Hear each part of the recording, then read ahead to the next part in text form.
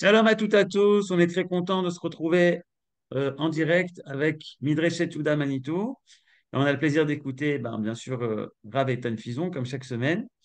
Et voilà, depuis cette guerre du 7 octobre, il y a beaucoup de questions, de remises en question, de réflexions qui germent.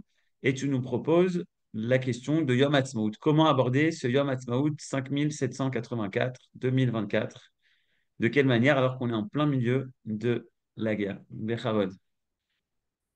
Tov, Erev Tov, les Koulam.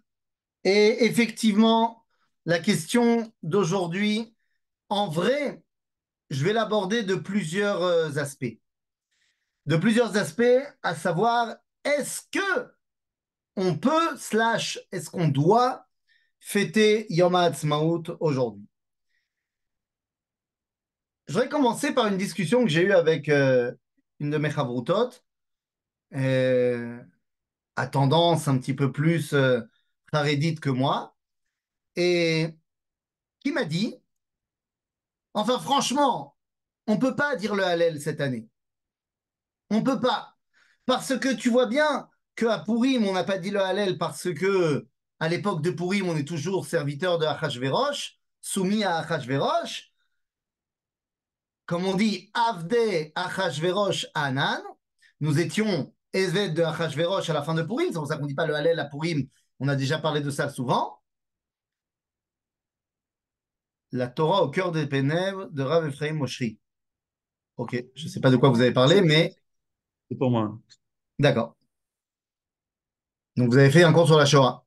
D'accord, j'ai compris. Bon, voilà, si tu veux un jour avoir plus d'infos, tu as Marc ici présent, c'est lui qui a traduit ça en français. Voilà, Marc, que tu Ah, vois à l'écran. Kol HaKavod. Je savais même pas que c'était traduit en français. Kol HaKavod. Ben, je ne vous entends pas, Marc, mais en tout cas, Kol HaKavod. Kol HaKavod. Non, parce que je l'ai lu souvent et re-souvent en hébreu. Je ne savais pas que ça existait en français. Kol HaKavod. Eh bien, donc, Machavuta me dit, voilà, tu sais bien qu'à Purim, on ne dit pas le Hallel parce que on n'était pas indépendants, on était les serviteurs de Achashverosh. Mais aujourd'hui, on est les serviteurs de Biden. Donc, Eze Hatzmaut. Les amis, face à cette question, j'aimerais remettre les pendules à l'heure. Je ne sais pas où vous étiez en 2005, lorsqu'il y a eu le Pinouille, Guérouche, démantèlement, l'Aïtnatkut, la fin du Gush Katif. Moi, j'étais à l'armée. Alors, vous inquiétez pas, on n'a pas participé à cela une seule seconde, mais la question s'est quand même posée. Il y a plein de gens qui ont dit cette année-là ou l'année suivante, quoi. On ne peut pas dire le Hallel. Regardez ce qui s'est passé. Et le Rav Cherki nous avait expliqué à cette époque-là que lorsqu'on aborde la question de Yom HaAtzmaut, du Hallel, c'est une question qui est fondamentalement halachique et non pas une question sentimentale.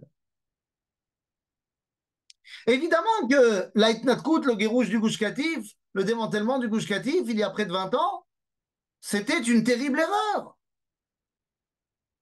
Mais cette erreur a été faite par l'État d'Israël.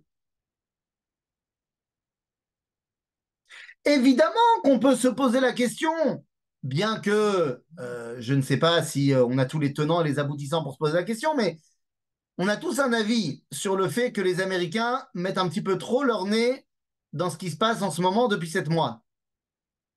Bien sûr qu'on a tous notre avis là-dessus. Je pense qu'on partage assez grandement et largement notre avis que peut-être qu'ils mettent un petit peu trop leur nez dans nos affaires. Mais qui accepte de laisser les Américains mettre leur nez dans nos affaires, sinon l'État d'Israël? La question halachique de savoir si on est en état d'indépendance, c'est-à-dire de Hatzmaout, c'est-à-dire dans l'hébreu du langage de nos sages, en état de malchoute, eh bien c'est une question halachique et non pas une question de ressenti.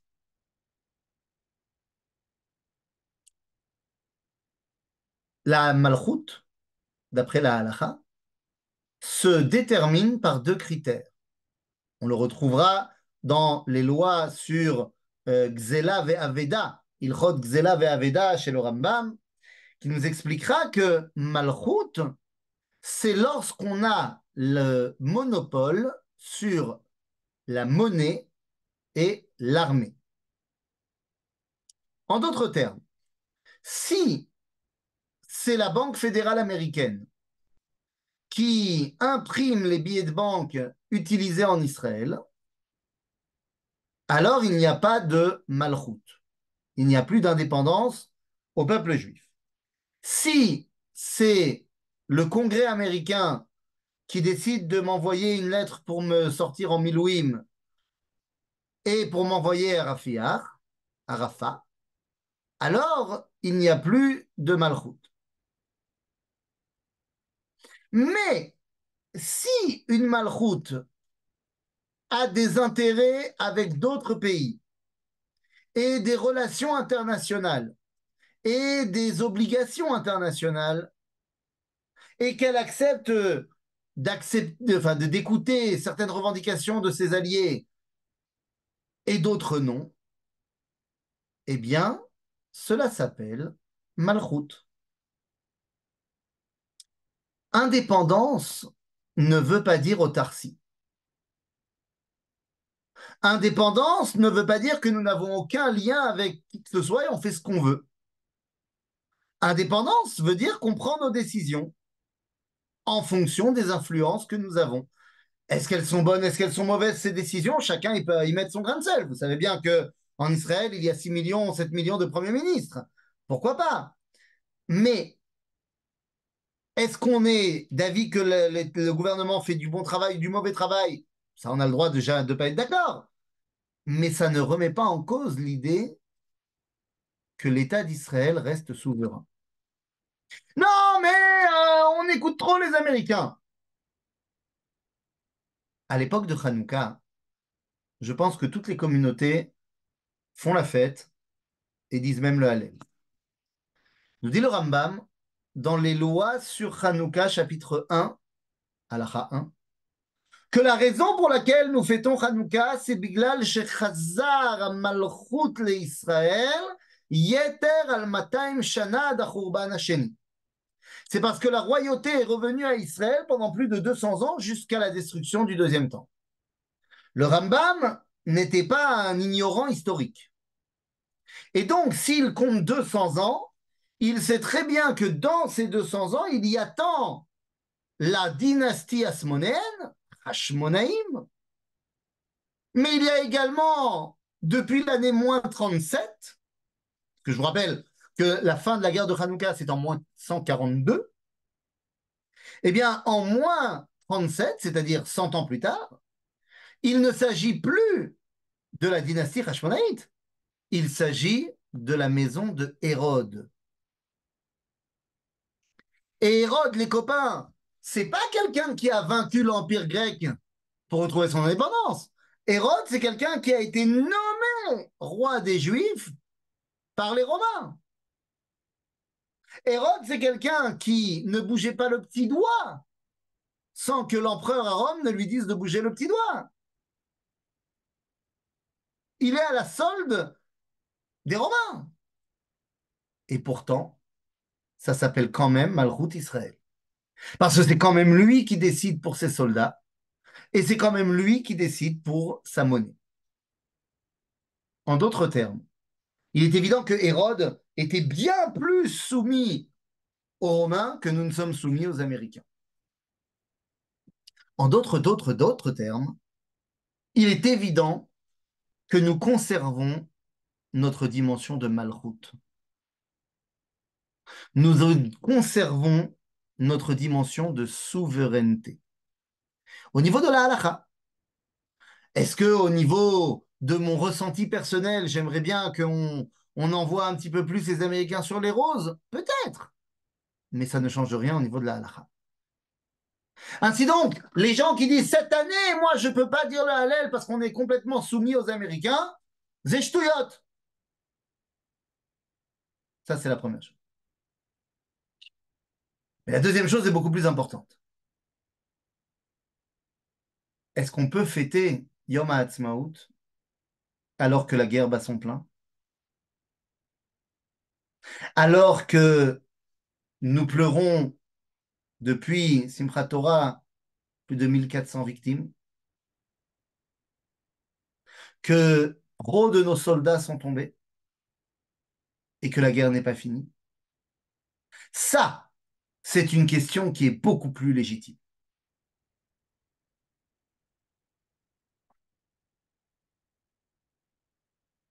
À la fin de la guerre de Kippour,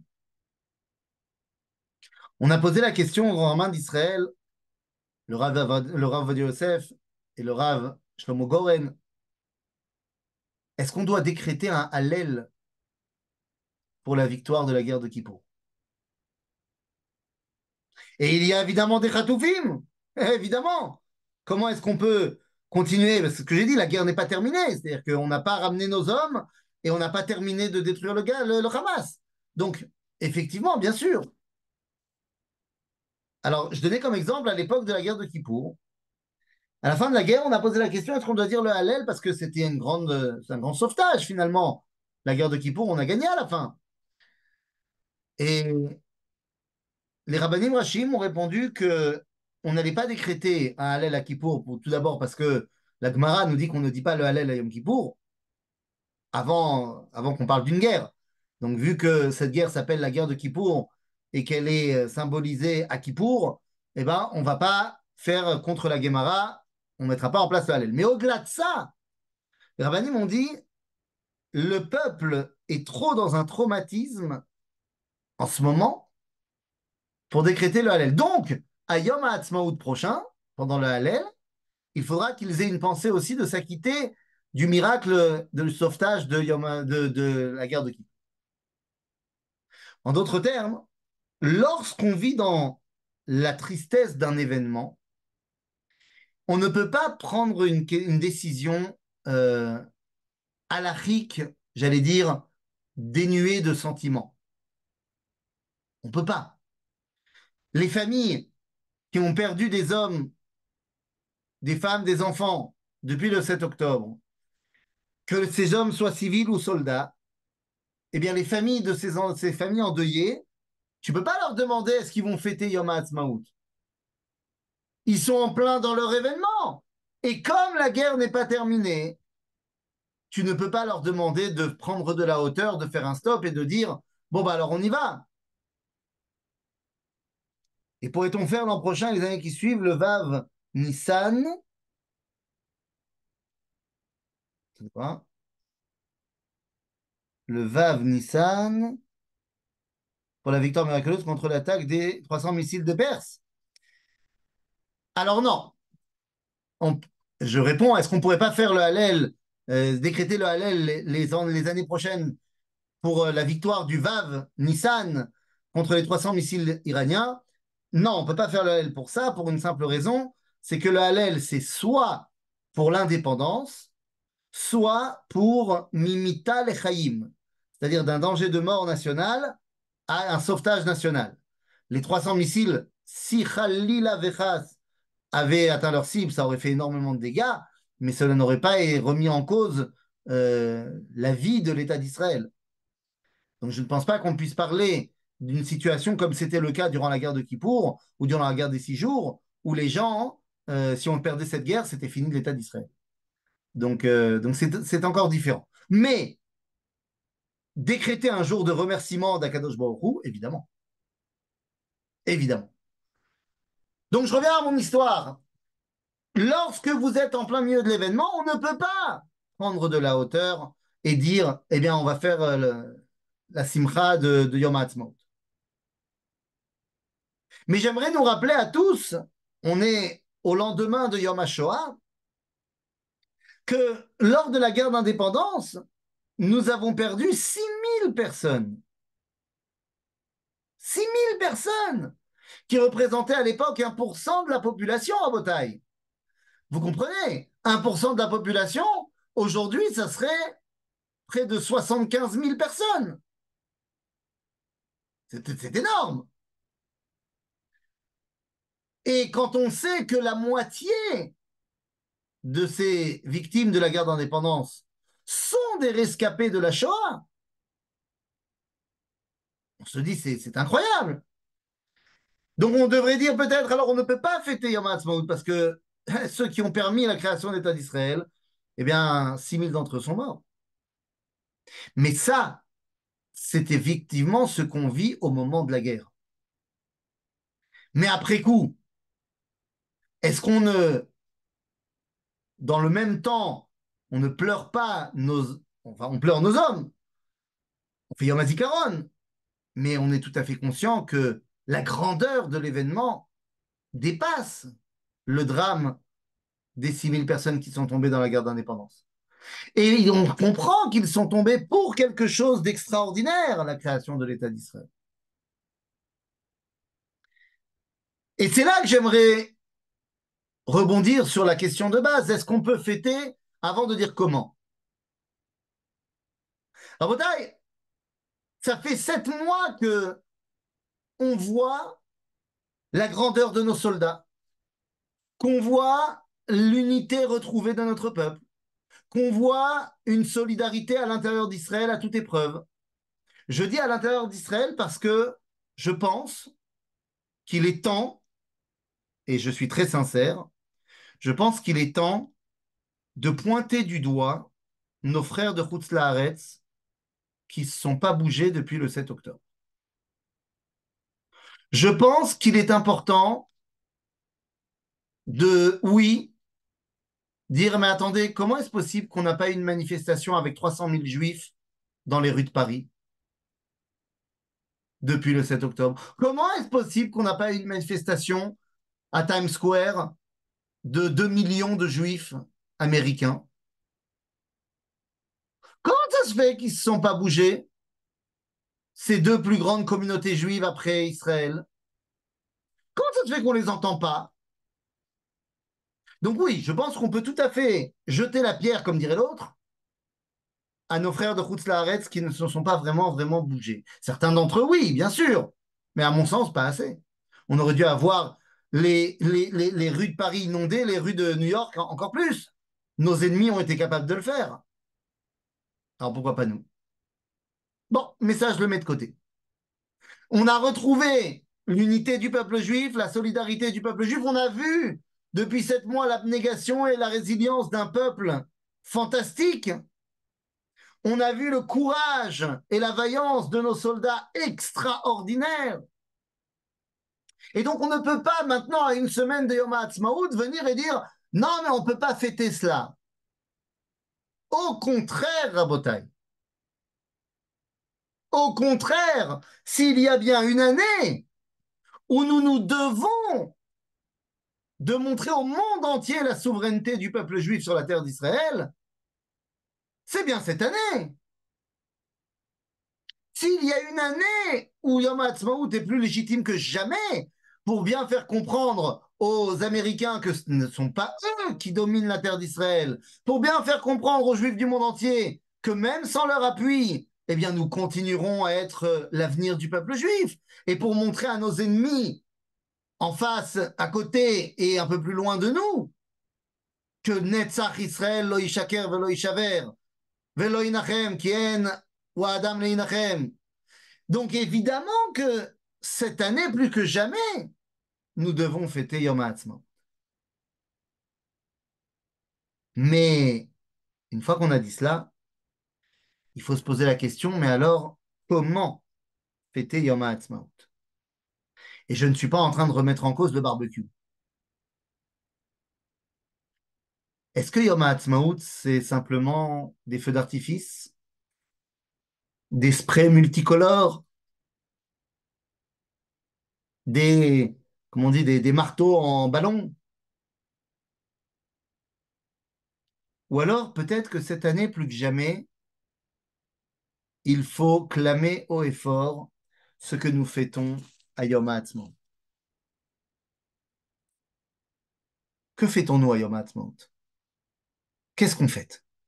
Oui, l'indépendance de l'État d'Israël, ben c'est là. Mais qu'est-ce que ça veut dire?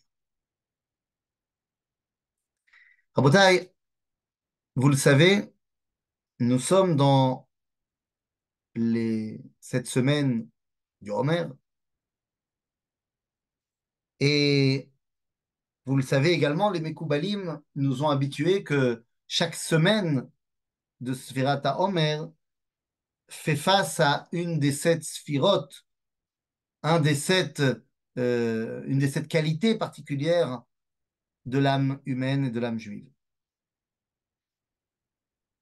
Mais nous dit le Bnei Issachar, un des grands maîtres de la Chassidoute, que ce qui est vrai au niveau des semaines est vrai également avec les mois des fêtes.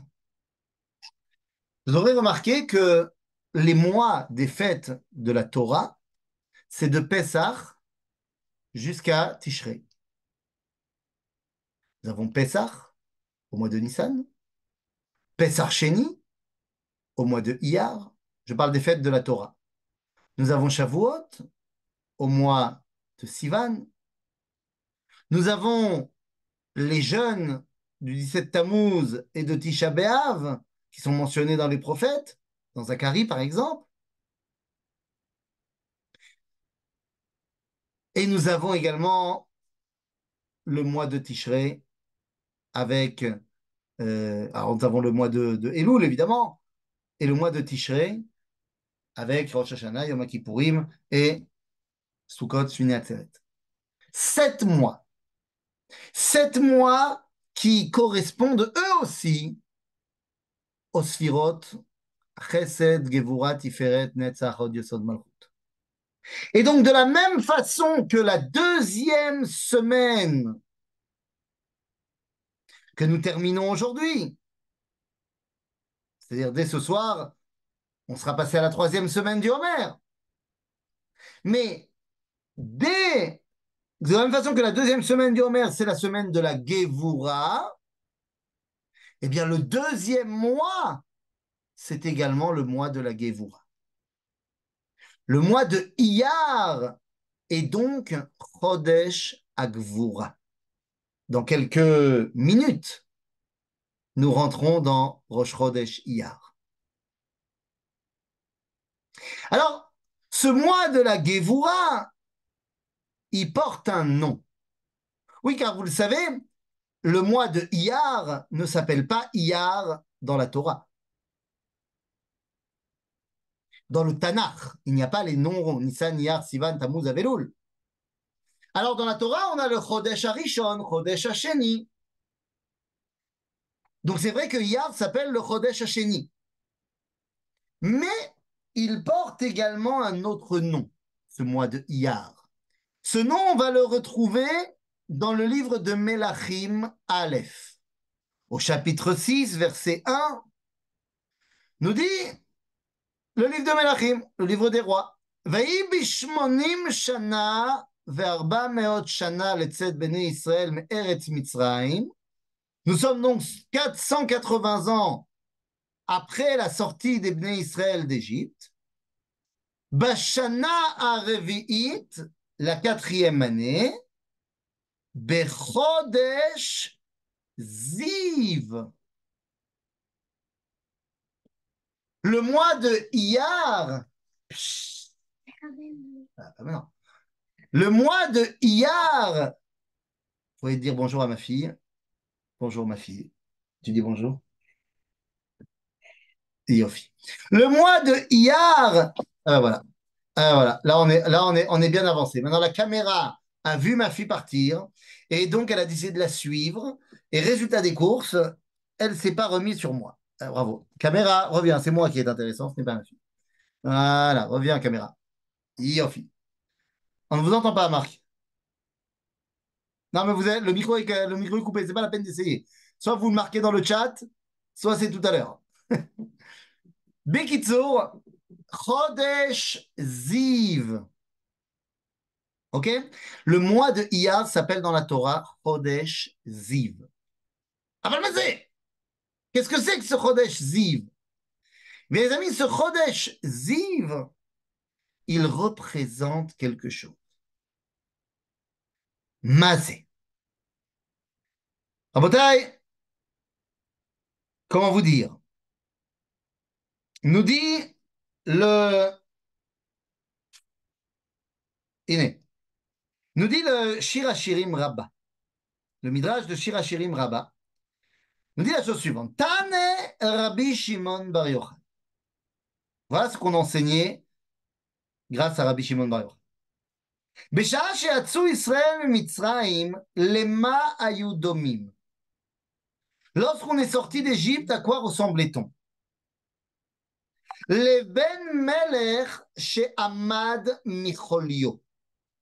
Nous ressemblions à un fils de roi, un prince, qui venait de sortir d'une longue maladie. Bah oui, on était malade de l'exil. Shamad Micholio. Amarlo pédagogo la melech. Le pédagogue, le prof de l'enfant, a dit au roi, Yelech bincha leaskulei. Que ton fils, donc le prof, il a dit au roi, que ton fils retourne à l'école. Et alors, au boulot. Amar lo amelech. Le roi a répondu, Yatsa micholio, aval od lo ba bezivo. Certes, il est sorti de sa maladie, mais il n'est pas revenu à son ziv. Ah ah, mais c'est quoi ce ziv? En français, on dirait qu'il est en convalescence. Mais en vrai, pour mieux comprendre cela, mazé ziv, où est-ce qu'on utilise ce mot-là dans la Torah? Ziv, c'est ziv à panim. C'est l'éclat du visage. En d'autres termes, on dirait, pour reprendre l'histoire qui nous est mentionnée dans le Shirachim Rabbah, que certes, on n'est plus malade, mais on est encore un peu pâle. On n'a pas encore retrouvé toutes nos couleurs. Ziv, c'est quand tu as retrouvé tes couleurs. C'est Ziv. Vechodesh Yar, c'est Chodesh Ziv. C'est le mois où on retrouve nos couleurs. Oui, vous les voyez, nos couleurs, elles sont là. Vezechodesh Agevura. Comme on a dit, c'est le deuxième mois, donc la deuxième Mida la Gevura. Donc c'est quoi Yom HaAtzmaut? C'est le moment où on a retrouvé nos couleurs. Nachon. Mais c'est quoi nos couleurs? Eh bien les amis, nos couleurs, je vous les ai montrées tout à l'heure, elles sont là, voilà, vous les connaissez par cœur. Mais nos couleurs, c'est d'un côté notre drapeau, notre Magen David, qui est là, et d'un autre côté, nos bandes qui sont là, et d'un troisième côté, cette couleur du Trélet. Ce sont les trois éléments de nos couleurs.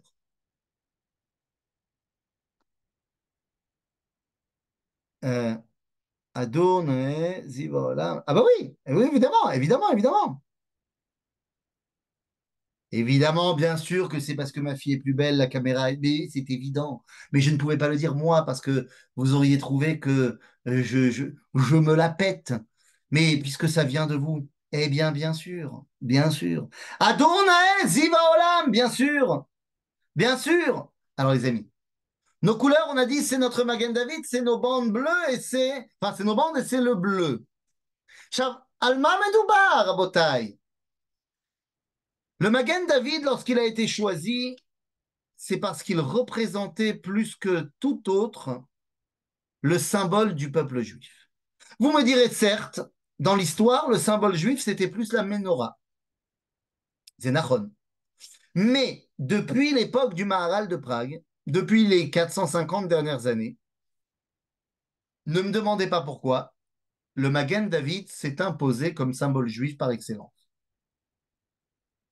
Et donc, lorsqu'il a fallu choisir un symbole juif qu'on pouvait retrouver dans toutes les communautés, eh bien, ce qu'on a trouvé, c'était le Magen David.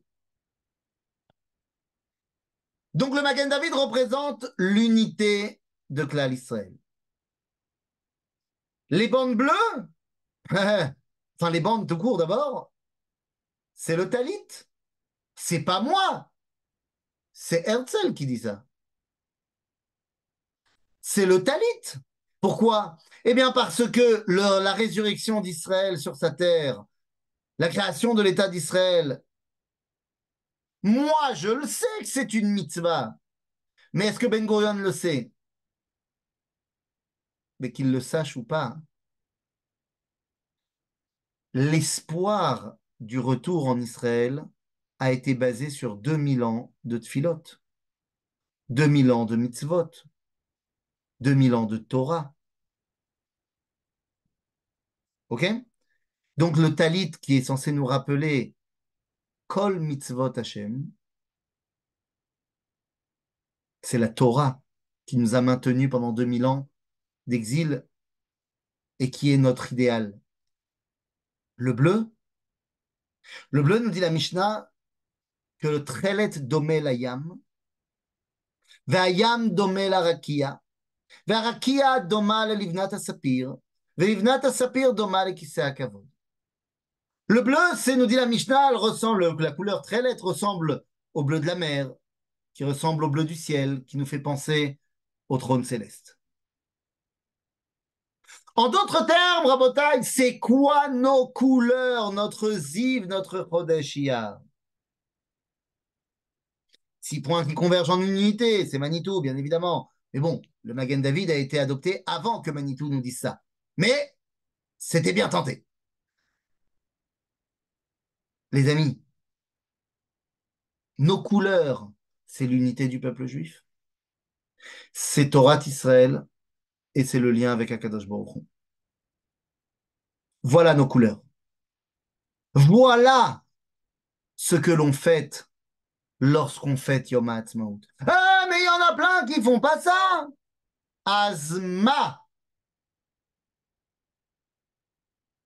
Azma. Nahon, il y a plein de gens qui ne savent pas ce qu'ils fêtent quand ils fêtent Yom HaAtzmaut. Comme il y a plein de gens qui ne savent pas ce qu'ils fêtent quand ils fêtent Purim. Quoi? Tous les gens dans la rue qui sont déguisés, ils connaissent tous les cours de la Midreshet Yehuda Manitou avant Purim? Non. Et quoi? Tous ceux qui allument des bougies à Hanouka, ils savent ce qui s'est passé Béhémet à Hanouka? Badaï Shalom. Et alors, ça nous empêche, nous, de dévoiler la Kedusha de Hanouka et de Purim? Bien sûr que non. Est-ce que tout le monde est conscient de ce qu'on est en train de dire sur l'importance de Yom HaAtzmaut, Chodesh Ziv? Bien sûr que non. Et alors, nous, on va le dévoiler. Et de plus en plus de gens le sauront. Mais puisqu'on parle de comment on doit fêter les choses et de responsabilité, parce que j'ai dit que plus que jamais, nous devons le faire. Vous savez, la question que j'ai commencé à poser, c'est-à-dire le Hallel. Le Hallel, son origine, c'est Shiratayam. L'origine du Hallel dans la Torah, c'est la Shira qu'on appelle Aziashir Moshe. Il y a à peine une semaine, nous étions durant Yom Shevi Shel Pesach.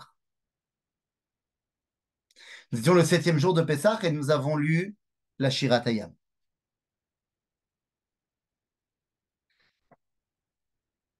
Mais il y a quelque chose d'assez étrange dans la Shiratayam. Comment ça se fait que la lecture de la Torah qui a été mise en place pour la Shira, enfin pour Shvi Shel Pesach, quoi, ne s'arrête pas avec la fin de la Shira?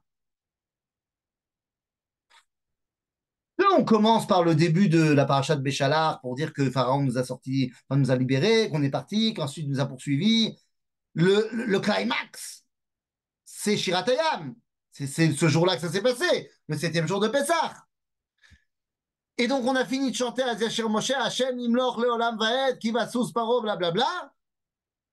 Et après, il y a Myriam qui enchaîne sur une chanson pour les femmes d'Israël. Vatikach Myriam Anevia, Achot Aaron et Atov Beyada, Vatetsena Kol Anashim Acharea, בתופים, סליחה, ובמחולות, ותען להם מרים, שירו להשם כי גאו גאה, סוס ורוכבו רמה וים. Eh bien là, normalement, ça devrait s'arrêter. C'est la fin de la Shira. On aurait dû s'arrêter là. Mais on ne s'est pas arrêté là. La tradition d'Israël dit qu'on va continuer à lire quelques versets. וישא משה את ישראל מים סוף, ויצאו אל מדבר שור, וילכו 3 ימים במדבר. On raconte que Moshe, le lendemain, a commencé la Nessia. Et on est parti pendant 3 jours dans le désert. Velo matsu maim, vayavou marata. Ils sont arrivés à Mara, ils n'avaient pas d'eau. Velo yachlu lishtot maim mimara kimarim hem. Ils ne pouvaient pas boire de l'eau là-bas, l'eau elle était amère. Alken karashema Mara, c'est pour ça qu'elle s'appelait, l'endroit s'appelait Mara, la mer. Vaïlonu ha'am al Moshe les morts, manishte. Les Bnei Israël sont venus voir Moshe, on dit mais qu'est-ce qu'on va boire? Vaïtzak el Hashem, vayoreu Hashem etz, vayashlech el hamayim.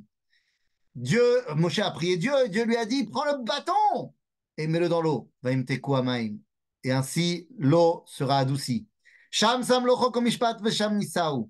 אומר, אם שמוע תשמע לכל השם אלוהיך, והישר בעיניו תעשה, והאזנת למצוותיו, ושמרת על כל חוקיו כל חוקיו, סליחה, כל המחלה אשר שמתי במצרים לא אשים עליך, כי אני השם רופאיך. Et c'est sur ça qu'on s'arrête lors de Shvi'i Shel Pesach. Les amis, de quoi on parle? Les amis, de quoi on parle? Quelle est la raison profonde et le message profond de Yom HaAtzmaut? Et du Hallel, donc évidemment. Les amis, quand on est sorti d'Égypte, on a fait la Shira. Mais c'était quel jour? Non, je ne pose pas une question anodine. D'après la tradition juive, le Talmud, le jour de la sortie d'Égypte, le 15 Nissan, c'était un jeudi. Pourquoi on est sorti d'Égypte jeudi? Est-ce que là, vous me suivez? Shvi'i Shel Pesach, donc le 15, le 16, le 17, 18, 19, 20, 21. Shvi'i Shel Pesach, c'est le 21 Nissan. 7 jours plus tard. Donc, c'est un mercredi. Est-ce que là, vous me suivez? Tout va bien? Yofi. Ensuite, on a marché pendant 3 jours pour arriver à Mara. Donc, jeudi, vendredi, Shabbat. On est arrivé à Mara, Shabbat. Mais pas n'importe quel Shabbat. Nous étions le 21 Nissan lorsqu'on est sorti d'Égypte. Oui, le 7e jour de Pessah. Le lendemain, on a marché 3 jours. Donc le 22, 23, 24 Nissan. C'était Shabbat, mais pas n'importe quel Shabbat. C'était le dernier Shabbat avant Rosh Chodesh Iyar. C'était donc le Shabbat Mevarim Iyar. C'était le Shabbat où on annonçait le Ziv, où on annonçait la Gevura, où on annonçait le moment où Am Israël peut remplir son rôle. Et c'est quoi son rôle? Am Israël, Am Israël, Torah Israël, Akadosh Baruch Hu. Rabotai, c'est exactement ça qui s'est passé. Lorsqu'il n'y avait pas d'eau, qui est venu se plaindre à Moshe? Qui est venu se plaindre? Am Israël. Am Israël est venu se plaindre à Moshe en disant il n'y a pas d'eau. Et c'est eau. Badaï qu'ils n'avaient pas d'eau. Mais au-delà de ça, Ein Maïm est là, Torah.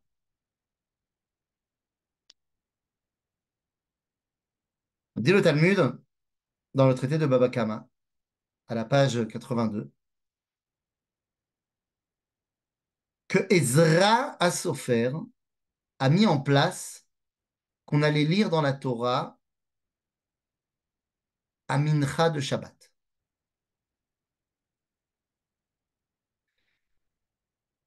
Mais qui a dit qu'on devait lire dans la Torah le lundi et le jeudi et le Shabbat matin? Le Talmud pose cette question. Qui a mis en place cela? Et le Talmud répond, Nevi'im shebenem, Nevi'im shebenem, mitiknaem tiknu. Les prophètes du peuple juif ont mis en place qu'on devait lire la Torah le lundi, jeudi et Shabbat. Lama? Que dès shelo ya'avru shlosha yamim belo Torah. Pour qu'il ne passe pas 3 jours sans Torah. Lundi, donc après tu as mardi, mercredi, jeudi tu relis. Vendredi, Shabbat tu relis. Dimanche, lundi tu relis. Donc tu passes pas 3 jours sans Torah comme eux, ils étaient 3 jours et ils n'ont pas vu de Maïm. Mais c'est qui ces Nevi'im chez Benéhem? Bien les amis, Nevi'im chez Benéhem, c'est tout le peuple juif. C'est eux qui ont été voir Moshe et qui lui ont dit, écoute, il faut que tu nous donnes de quoi boire. Et Dieu, il a dit à Moshe, tu sais quoi, ils ont tellement raison, prends le bâton et mets-le dans l'eau. Participe. Moi, je pourrais très bien vous donner une source douce, mais c'est à vous de le faire. Au boulot, les gars. Vous savez qui sont les prophètes qui ont dit de mettre en place cette connexion avec Dieu en permanence? Je vais vous dire, je n'ai pas leur nom. Parce que c'est tout le monde. Parce qu'il y a 3 jours, on était tous dans la mer. Et nous dit le Talmud, Ra'ata shifra alayam, mashelo ra'a Yecheskel ben Buzi à Cohen. Ra'ata shifra alayam? C'est qui la Shifra? La servante a vu dans la mer, de manière prophétique, ce que n'a pas vu Yecheskel ben Buzi. Mais c'est qui cette Shifra? On n'en sait rien. Shifra, c'est pour nous dire c'est tout le monde. Mais ils ont vu quoi? Ce tout le monde, ce Ham Israël, ils ont vu ce que Yecheskel n'a pas vu. Bah, d'accord, mais je sais pas, il n'a pas vu plein de choses. Peut-être qu'il n'a pas vu la couleur de ma maison. Qu'est-ce qu'il n'a pas vu? Non, non, non. Il a vu quelque chose. Mais il y a un truc qu'il n'a pas vu. Et c'est ce truc-là que nous, on a vu. Yecheskel, dans ce premier chapitre de Yecheskel, qu'est-ce qu'il voit? Maaseh Merkava. Il voit le char céleste. Mais qu'est-ce qu'il voit pas? Il voit pas celui qui est assis sur le char céleste.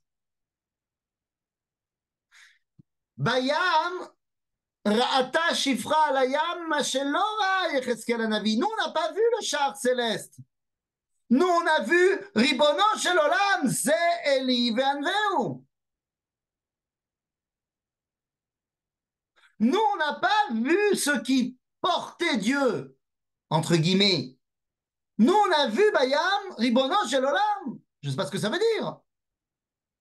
Et donc, fort de cela, on a dit à Moshe, on ne peut pas rester 3 jours en déconnexion avec Dieu. Nos couleurs, c'est Am Israël, c'est la Torah et c'est la connexion du bleu Trélet avec Akadosh Baruch Hu. Mais c'est ça les couleurs qu'on fête à Yom HaAtzmaut. Un feu d'artifice, c'est nul. Aval clamer haut et fort l'unité du peuple juif, la vaillance du peuple juif, la souveraineté du peuple juif sur sa terre et son attachement à Dieu et à la Torah. Voilà ce qu'on doit fêter à Yom HaAtzmaut. Et cette année, plus que jamais, justement parce que des gens pensent qu'ils peuvent venir à bout de nous, nos ennemis, leur rappeler que l'éternité d'Israël ne mentira pas. Justement parce qu'il y a des gens qui se permettent de dire, de menacer qu'ils vont quitter la terre d'Israël si jamais on les oblige à aller à l'armée, Rahman al-Islam. Leur rappeler qu'il n'y a pas de meilleur endroit pour la Torah que la terre d'Israël. Et rappeler à tous ceux qui voudraient mettre leur ingérence à l'intérieur du peuple juif dans la terre d'Israël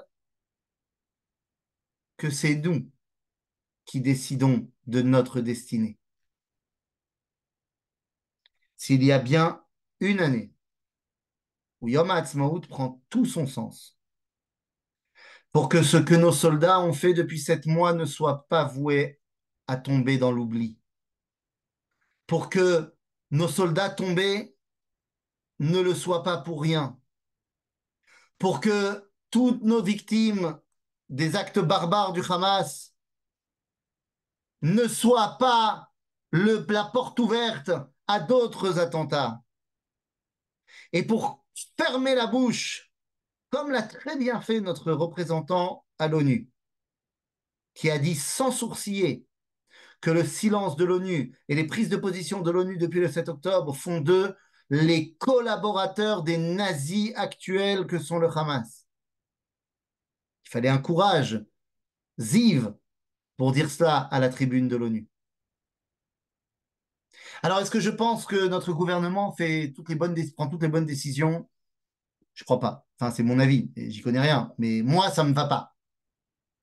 Est-ce que je pense qu'il faudra en faire plus? Oui. Mais est-ce que ça remet en cause, ne serait-ce qu'une seconde, la grandeur de notre époque? Absolument pas. Est-ce que ce matin, nous ne sommes pas, oui, rentrés dans Rafiach? Ça y est!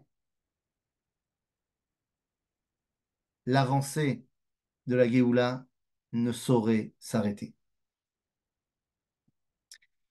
Et donc, c'est pas parce que des fois, il y a des bas, et des fois des grands bas, qu'on va annuler tous les hauts qu'il y avait avant et qu'il y aura après. Et c'est pas parce qu'il y a des fois où il y a des moments difficiles qu'on remet en cause la grandeur de l'époque messianique. Et je terminerai en vous rappelant ce que nous dit le Talmud dans le traité de Sanhédrin à la page 98, lorsqu'il y a 3 grands rabbins qui disent de concert en parlant de l'époque messianique que nous vivons, Yetev velo achmine. Qu'elle vienne, je ne veux pas la voir. J'ai trop peur. Jusqu'à ce qu'arrive Rav Yosef. Pas le Rav Yitzhak Yosef. Rav Yosef, qui dit non seulement je veux qu'ils viennent, je veux que cette époque soit là et que le Mashiach arrive. Et je sais qu'il y a des problèmes qui vont arriver, mais je serai prêt, moi, à être assis à l'ombre des excréments de son âne pour avoir ne serait-ce que le mérite d'être là. Nachon, Nachon, il y a un âne, il y a des moyens de transport, il y a des processus qui font avancer la Géoula, le Mashiach. Et cet âne-là, ces processus-là, eh bien, ils sortent, excusez-moi l'expression, du caca, des excréments. Ça sent pas bon. Nachon, parce qu'une machine qui avance, un événement qui avance, une Géoula qui avance, eh bien, il y a des psolettes. Il y a des détritus qui sont là relâchés. Nachon. Et des fois même, ils sont tellement importants qu'ils font de l'ombre. Nachon. Mais si je prends un tout petit peu de recul et que je vois qu'en fait, cette ombre-là vient des excréments qui viennent d'un âne qui porte le Mashiach pour faire avancer la Géoula, alors cette ombre ne me fait plus peur. Est-ce qu'on peut fêter Yom HaAtzmaut? Cette année plus que jamais, nous avons l'obligation de fêter Yom HaAtzmaut comme il se doit, c'est-à-dire en rappelant à nous et au monde entier que nos couleurs que nous avons retrouvées, Bechodesh Ziv, c'est l'unité du peuple juif, la Torah et la connexion avec Ribono Shel Olam. Voilà le sens de notre fête nationale, la nation d'Israël, comme Dieu l'avait dit à Abraham, Ve'esra legoy gadol, venivrechu becha kol mishpechot ha'adama. Une fois que nous aurons clairement défini notre message, nous pourrons le donner à l'humanité tout entière pour que finalement, Ador Nae Ziv Haolam, que nous voyons la réussite et la victoire de notre guerre, le retour de tous nos otages, la victoire de nos soldats. Amen, ve Amen, Vezaou. Si vous avez des questions, à vous de jouer.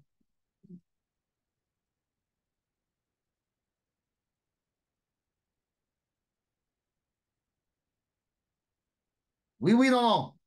Question, question, pas de question, question pour un champion.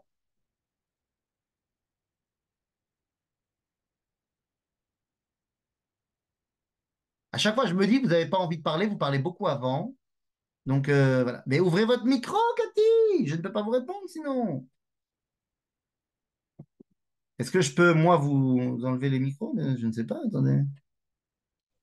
Voilà, vous pouvez parler. Ah ben voilà, bravo, j'adhère vraiment avec tout ce que vous avez dit, c'est magnifique. Ah, mais c'est Et pas une question, conseil, ça. et encore plus que d'habitude. Voilà, c'est Ah, pas une donc c'est-à-dire question, que c'est... d'habitude, vous n'adhérez pas. Ah, j'adhère, mais encore plus. Stam. Mais c'est pas une question, ça. C'est vrai. Ah, voilà. Si quelqu'un me pose une question, je ne sais pas si je peux vous démuter tous. Hmm.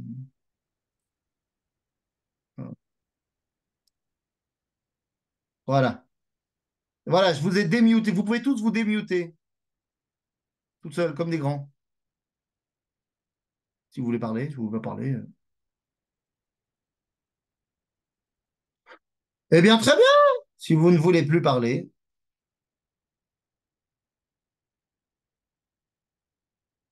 Besséder. Alors, je n'ai plus qu'à vous souhaiter une bonne soirée. Vechazak ou Baruch. Et à très bientôt. Amen, amen.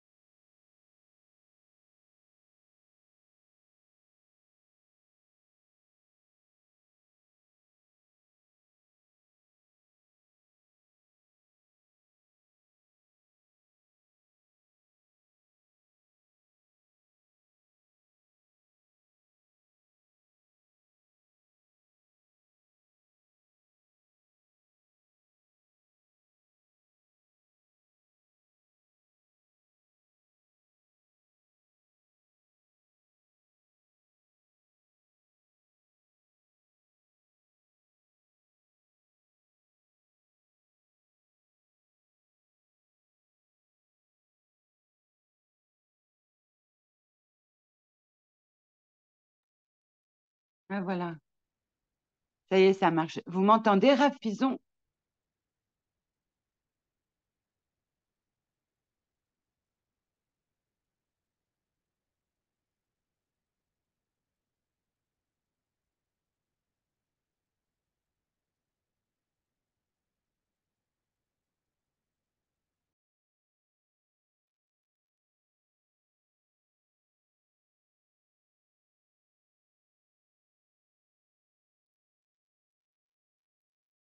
Ah, voilà. Ça marche là, vous m'entendez? Pourquoi j'entends rien?